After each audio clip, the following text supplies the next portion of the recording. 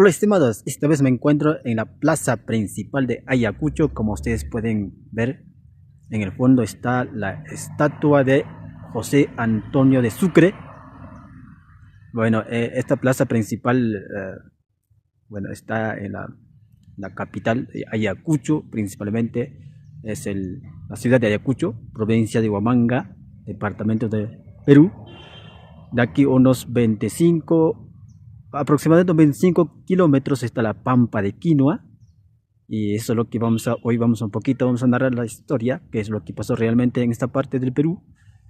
Eh, José Antonio Sucre es- está en la plaza principal, su busto, su estatua, digamos, su monumento. ¿Por qué razón se encuentra aquí? Porque es el que ha liderado o es el que ha encabezado en la batalla de Ayacucho en ausencia de Simón Bolívar, porque Simón Bolívar no pudo estar por aquí porque, bueno, según dice que él no ganó ninguna batalla en Perú. También una parte de la historia que no nos han contado. Eh, Sin embargo, en batalla de Ayacucho ganaron ellos sin Bolívar, ¿no? Sin Bolívar ganaron, pero vamos a contar la historia un poquito porque también hay otras realidades que contar en esta parte del Perú. En la batalla de Ayacucho luchamos contra Bolívar, contra la independencia, contra la república, más de 5.000 indios, quechohablantes, huantinos, ayacuchanos, cusqueños, apurimeños, etcétera, etcétera, encabezado por Antonio de Huachaca, un huantino también, uno de los principales caudillos indígenas.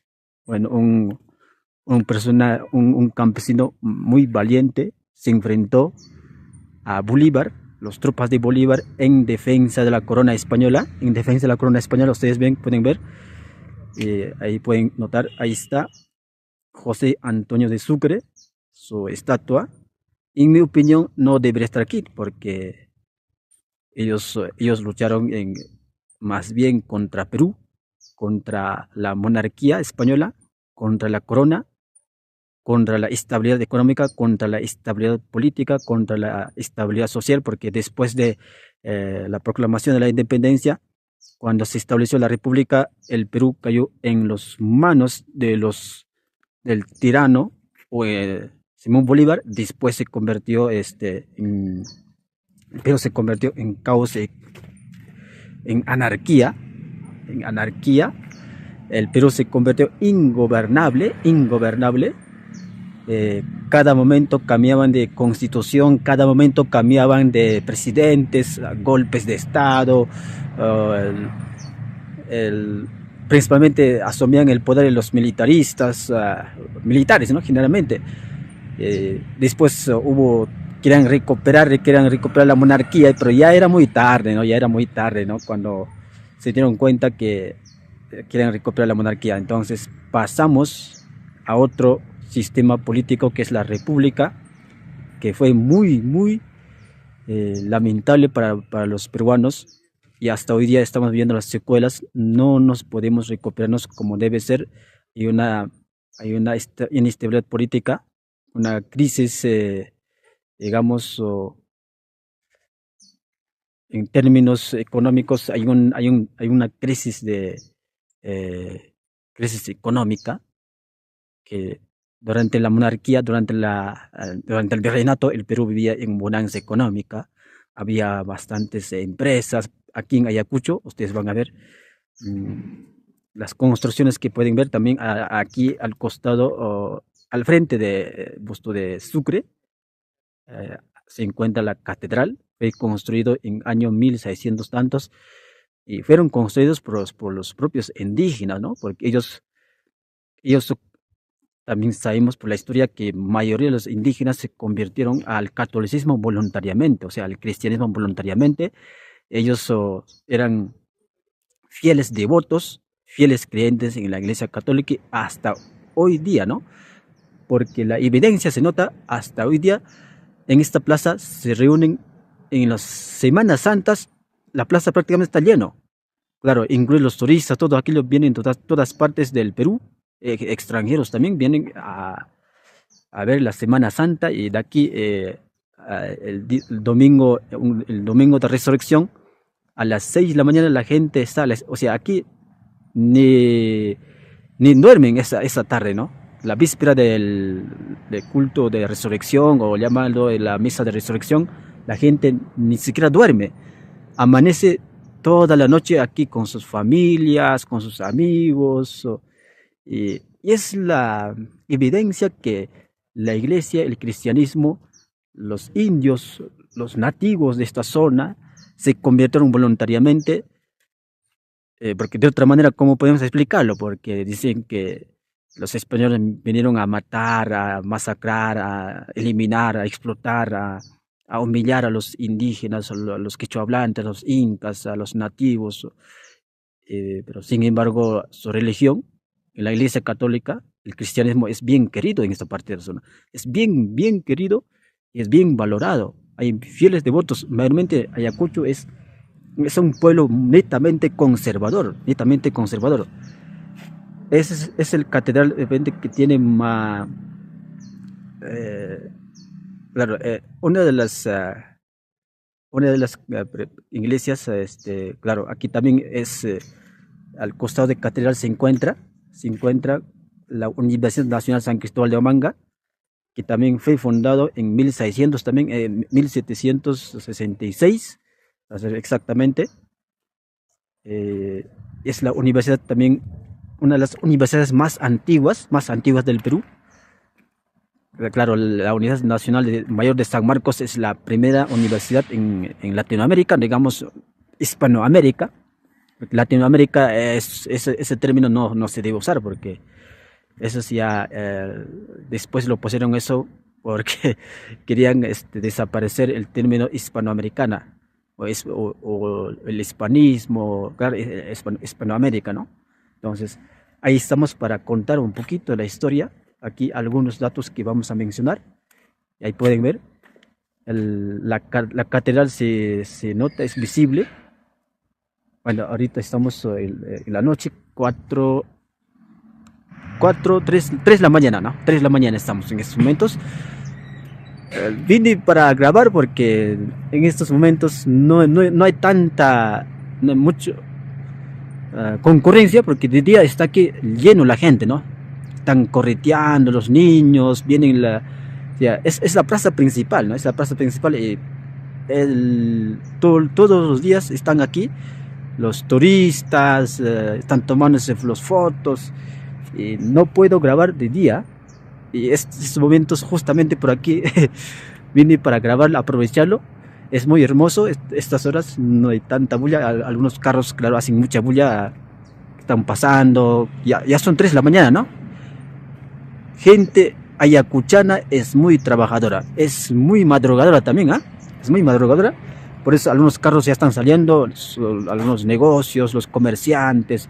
Recordemos por la historia también, esta zona es caracterizado principalmente por el comercio o la fábrica de los tejidos, hacían algunos mantas, los famosos tenerías, ¿no? Tenerías.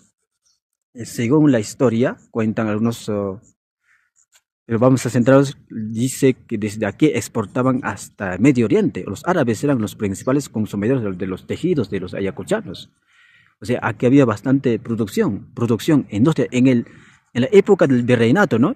Y eso bajó ya después la República. Claro, unos cuantos continuaban todavía, pero actualmente ya no existen, ¿no? Lamentablemente ya no existen los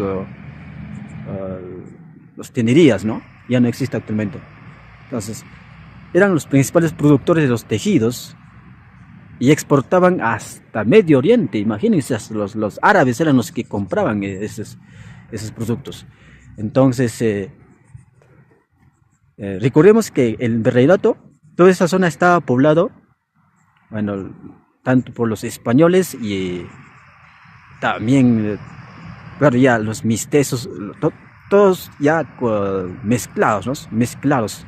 Pero había industria, había negocio, había comercio bastante en esta zona. Recordemos que Basilio Auque, María Parado de Villedo también venía, por aquí comerciaban eran arrieros. Por otro lado, hay un distrito llamado también Carmen Alto, es la cuna de los arrieros, porque ellos eran grandes transportistas de las mercaderías, llevaban lugar en pueblo sus mercaderías y viajaban lejos, posiblemente hayan llegado hasta Argentina, hasta Panamá, Chile, ¿no?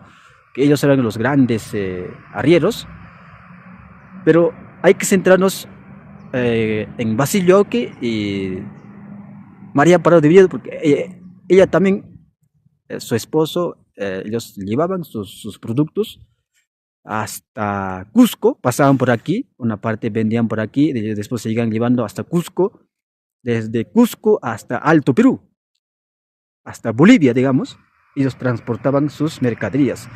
Entonces, esta zona es bien histórico.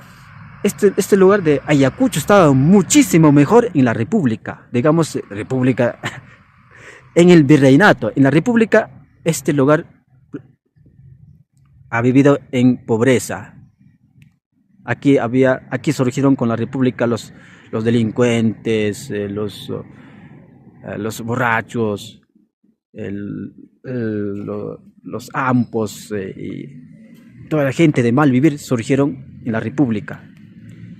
Con el cambio de sistema del sistema de gobierno surgieron todos aquellos. Había bastante pobreza, extrema pobreza, la miseria, la gente vivía en una miseria, ¿no?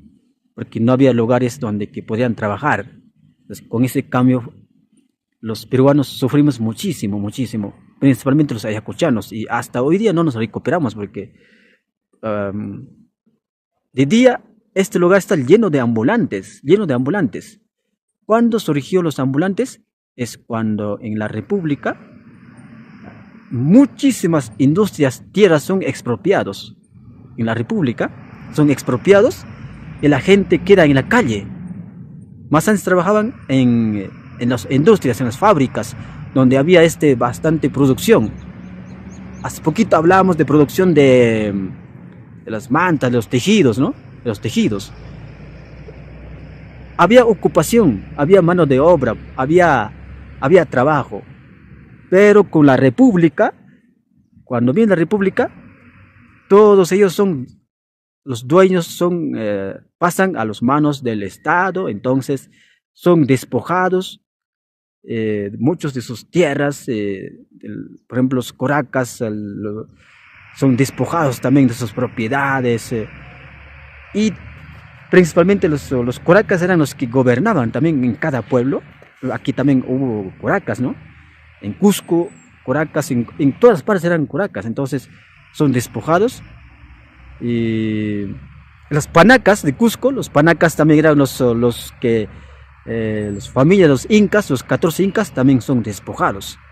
Y muchos de ellos de sus tierras fueron despojados. Entonces, había bastante trabajo cuando en la época del virreinato como nunca, y los obreros eran mejores pagados. Por ejemplo, en las minas que eh, trabajaban los indios, los campesinos, los quichohablantes eran los mejores pagados.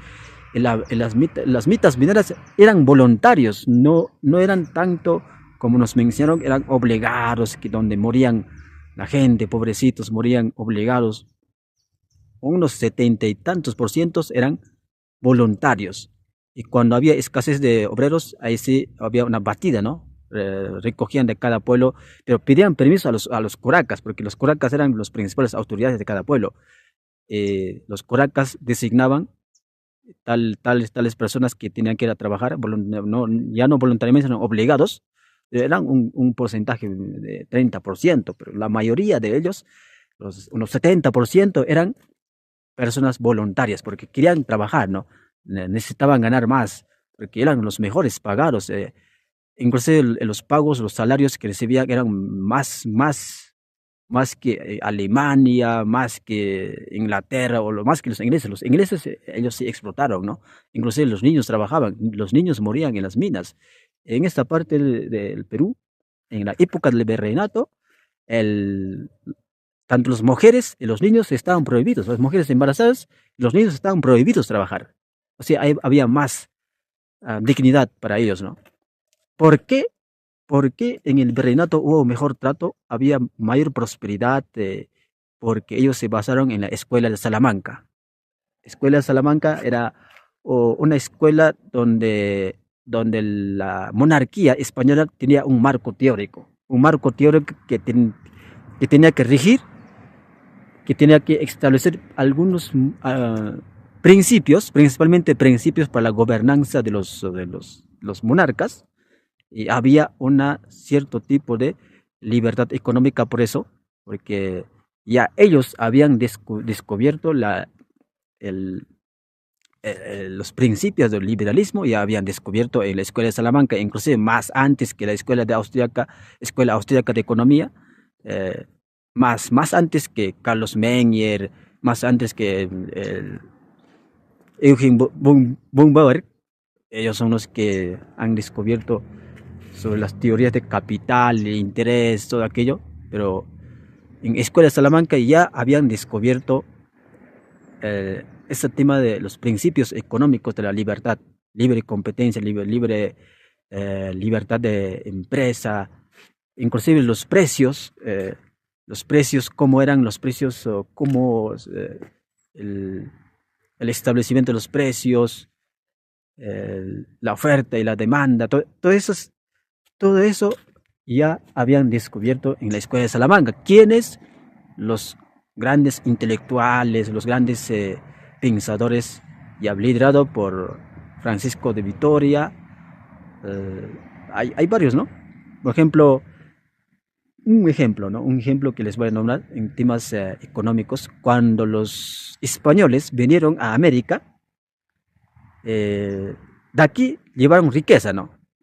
Llevaron oro y otros materiales de repente que en esos tiempos había mayor demanda, llevaron a España, ah, y eso incrementó en ciertos lugares, eso generó un desbalance económico, porque había lugares que se incrementaron o bajó los precios, porque cuando hay mayor riqueza, bajan los precios.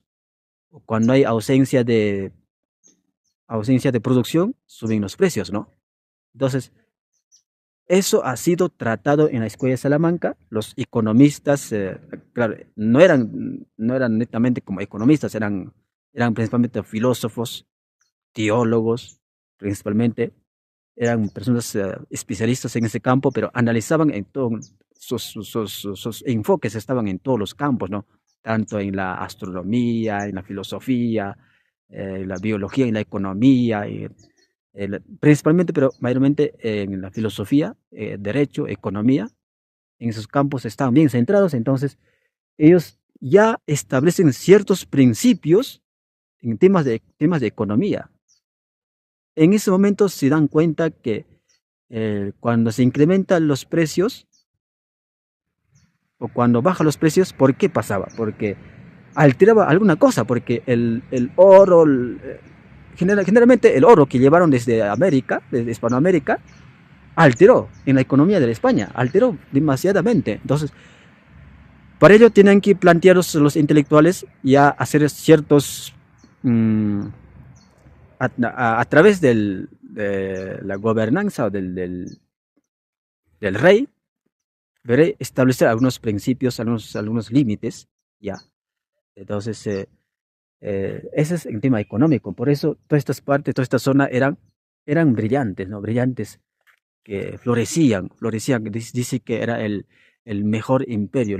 España dice que era el mejor imperio en su tiempo, donde existía también la época de oro, o siglo de oro de los españoles, la producción literaria, y pero generalmente, ¿por qué existían todo aquello? Porque tenían un marco teórico los reyes, la monarquía. Porque eh, el rey tenía que gobernar bajo la voluntad del pueblo. En primer lugar, era puesto por Dios, pero a través del pueblo. No existía un mal rey. Cuando existía mal rey, había una ordenanza, un principio que el pueblo tenía que rebelarse. Por eso, este, algunos, por ejemplo, Tupac Amaru II, por eso se rebeló, ¿no?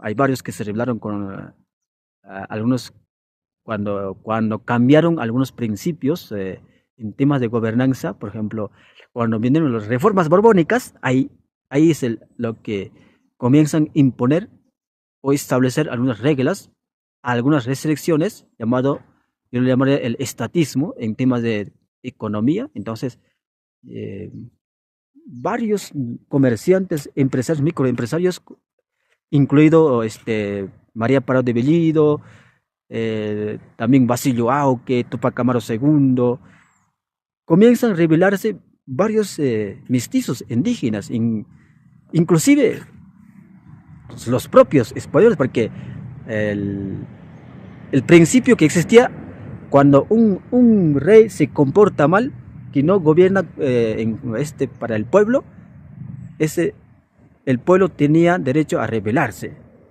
Solamente en la monarquía española existía eso. En la monarquía francesa no existía porque había absolutismo, porque el rey era puesto por Dios, entonces nadie podía levantar la mano contra el rey. Era como un pecado, ¿no? Levantar la mano contra el rey. En la monarquía española sí, la monarquía española permitía la rebelión, la protesta, el reclamo, cuando un rey se comportaba mal. Por eso, todos los reyes que entraban tenían que cuidarse bastante para que contra, contra sus servidores, no podía dictar algún dictamen, algún edicto, algún ley, no podían promocionar o aprobar contra ellos, ¿no? Por eso aquí había bastante prosperidad económica, bastante estabilidad también, estabilidad social, político. Eh, claro, siempre hubo, ¿no? Siempre hubo algunos problemas, pero no era tanto como en época de los incas, porque en tiempo de los incas hacia, claro, comenzaron bien también ellos, porque Pachacútec también estableció ciertas reglas, legisló algunos, no solamente eran 3 leyes, Amasúa, Amayuya, Amasúa, no solamente existía 3 leyes, ¿no? Dicen que existió más, unos 30 o más de 30 principios, ordenanzas o mandamientos, lo que podemos llamarlo. Eso generalmente un poquito la historia. Disculpe si algún dato me equivoco, porque a veces por la rapidez que hablo o por lo que a veces se me pasan algunos datos, ¿no? Pero eso fue la razón, porque en esta parte, como había bonanza económica, cuando llega la República, fueron despojados. Ahí comienza la crisis, ¿no? Ahí comienza la crisis. Por eso aquí no debería estar estatua de Sucre. Para mí, en mi opinión, no debería estar ahí. Claro, como un recuerdo de repente, pero lo que sí debería estar de repente es Francisco Pizarro, porque Ayacucho, Huamanga, fue fundado por Francisco Pizarro. Recuerden la historia. Francisco Pizarro funda a Huamanga, no en esta zona, sino que de aquí unos 40 kilómetros, me parece, el llamado distrito de Huamanguilla pertenece a la provincia de Huanta, por eso su nombre es Huamanguilla. Esa zona está más altura. Después ya lo pasan por esta zona, porque esta zona hay baja temperatura, por eso posiblemente, porque claro, hay ciertas explicaciones. Más allá se encuentra primer templo, primera iglesia construida por los españoles, digamos, no por los españoles, sino que por los indígenas, propios indígenas construidos, porque esta zona es netamente católico, conservador. Esta también es considerado la Roma chica o la Roma pequeña, porque aquí existe unos 35 templos católicos. Y casi cada esquina hay aquí un templo católico. Saliendo de aquí, en otra esquina van a ver ustedes, hay templo católico. En la otra esquina. Y también en la otra esquina hay otro templo católico. Por otra esquina también hay otro templo católico. Este pueblo es netamente religioso. Pero nuestros respetos, porque aquí también estudió el Brujo de los Andes. El Brujo de los Andes también fue presidente de la República. El Andrés Avelino Cáceres o Alfredo Avelino Cáceres. también estudio en la Universidad San Cristóbal de Huamanga. Lamentablemente, la universidad fue cerrado en la República, ¿no? Ya en la República. Durante el virreinato, la universidad normalmente funcionaba, porque aquí forjaron también los grandes intelectuales en época del virreinato. La historia es bastante para contar, pero ya vamos a cortar. Ya la gente comienza a llegar, también me van a sacar. eh, no puedo incomodar también. Entonces, ese es el tema. En conclusión,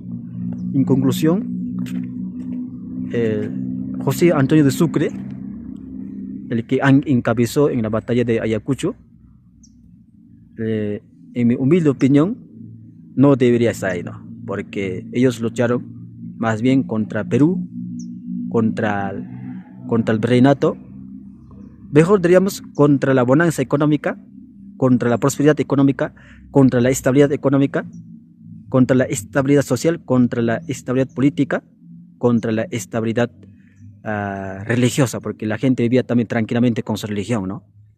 Por eso, los andinos quechohablantes conservadores católicos lucharon contra ellos, ¿no?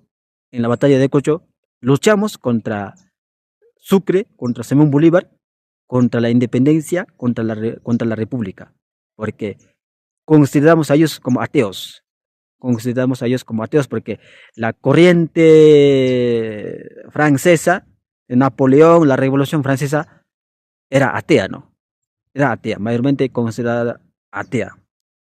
También han sido despojados también de sus templos, muchos pueblos han sido despojados de su creencia. Ahí viene justamente en esa Revolución Francesa, de ahí viene la separación de la iglesia y el Estado, ¿no? Más antes estaban unidos. La iglesia con el virreinato, con la gobernanza, con la monarquía, estaban unidos la iglesia. Y juntos gobernaban porque ahí ellos tenían que obedecer también, tenían que ser cristianos, católicos, fieles a la iglesia, al papa.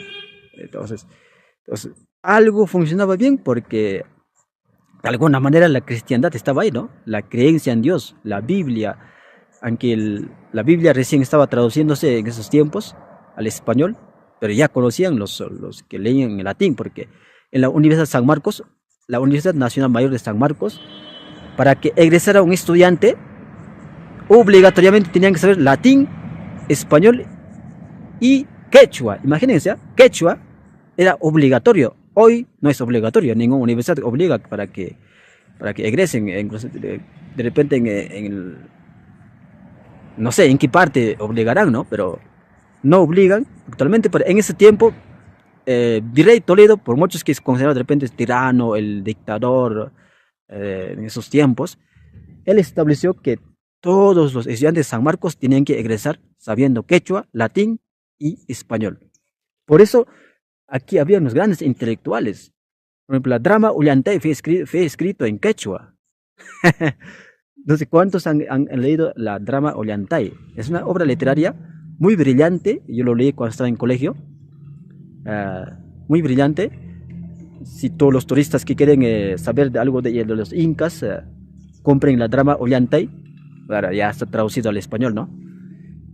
Es la primera gramática en quechua. Se produjo más antes que cualquier otro país. En la Universidad de Cusco, la Universidad de los Jesuitas, existían unos 20.000 libros en su biblioteca, mientras en Harvard solamente existían 2.000 libros.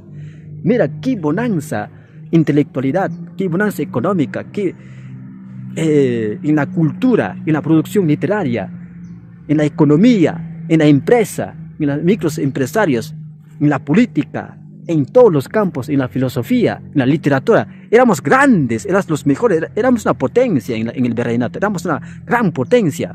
Pero lamentablemente, con Sucre, con Bolívar, con San Martín vinieron a cambiar el sistema, bueno, con intereses económicos, políticos, ya eso es de más decirlo, ya financiado por los ingleses principalmente, y ahí está todas las leyendas negras que nos sembraron a través del tiempo, y hoy nos encontramos, bueno, estamos tratando de salir, hay que trabajar duro, hay que madrugar bien, desde la madrugada, como siempre, como los ayacuchanos son gente trabajadora, como siempre lo fue, están tratando de sobresalir como sea, con lo que pueden.